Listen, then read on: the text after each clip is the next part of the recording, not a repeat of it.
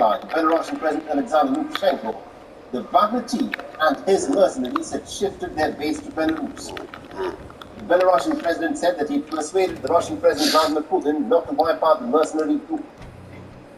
So what do we know so far about this plane crash? The plane that was bound for St. Petersburg crashed on Wednesday in the northwest of the Russian capital. It was carrying 7 passengers on board and 3 crew members as it crashed in Russia's western Tver region. The plane stopped transmitting tracking signals after reaching an altitude of about 28,000 feet. After being in air for about 30 minutes, the plane suddenly burst in flames and then dropped out of the sky. So the plane started to fall. It broke apart in pieces which fell nearly 2 kilometers from the village of Plzeň-Info. Russian media has said that all 10 bodies have now been recovered. The locals also spotted the plane being lit up. A black cloud was visible behind the start situation as something like a plan and a slot before the plane came crashing down. But it is still not clear as to what resulted in the plane suddenly falling out of the sky. The investigations into the crash are still ongoing, and experts say that an aircraft such as this one does not simply just drop out of the sky without something very unusual happening. It could either be the result of an explosion inside or outside, or it could be the result of this aircraft being hit by a missile. Some media reports have highlighted that the plane fall looked like it only had one wing while it was falling. There's another video that's been released by the Russian state media that shows the last 4 digits of the registration number in Kevin as 2795. But the Russian's old plane is registered as RA02795. The Wagner-linked Telegram channel Grey Zone has reported that the jet was shot down by the Russian military, but it has provided no evidence that it's true.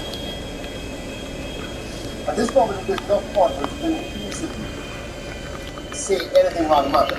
Now, don't forget that Prigozhin, one's very close friend and an aide of President Vladimir Putin, was banned, who had attempted a mutiny against the Russian leaders.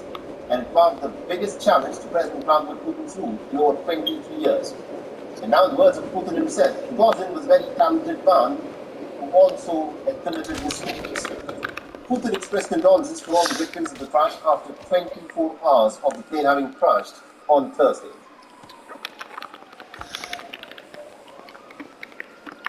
Now, as Kyiv inches towards receiving F-16 jets from NATO members, Joe Biden and Volodymyr Zelensky discussed training of Ukrainian pilots on Thursday. Ukraine is struggling to counter Russian air and artillery superiority, and the fighter jets would offer improved capability to destroy Russian targets. The United States reassured speedy approval of F-16 transfer requests from other NATO allies once the training regimen is completed.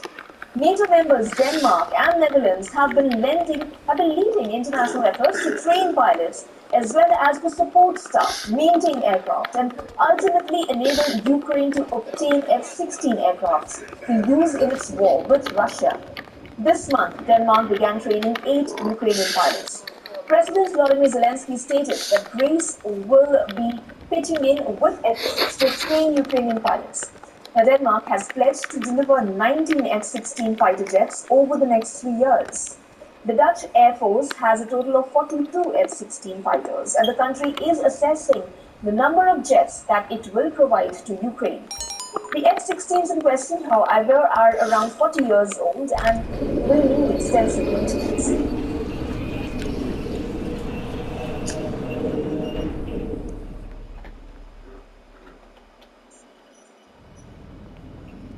For more on this, our correspondent Susan Tehrani has sent us this report from New York.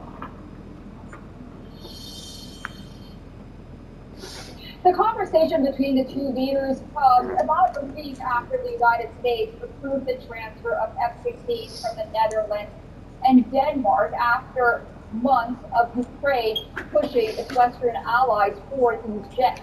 However, the delivery and arrival of these jets could take months, not to mention the fact that Ukrainian pilots still need to be trained. During that same phone conversation, according to a White House readout, President Biden reiterated America's unwavering commitment to Ukraine for quote unquote as long as it takes.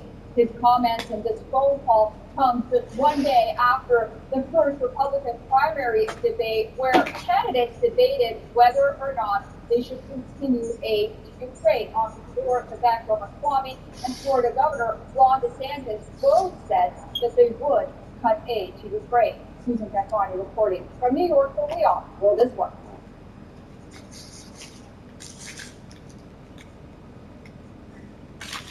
The chief of Russia's Wagner Group is dead. The fatal plane crash that resulted in Yevgeny Prigozhin's death has now become the center of West's allegations against the Russian president.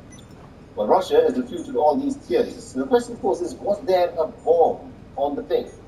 Was the incident actually a revenge by Vladimir Putin against the Wagner chief? Was Prigozhin living essentially a borrowed time ever since the mutiny? These are questions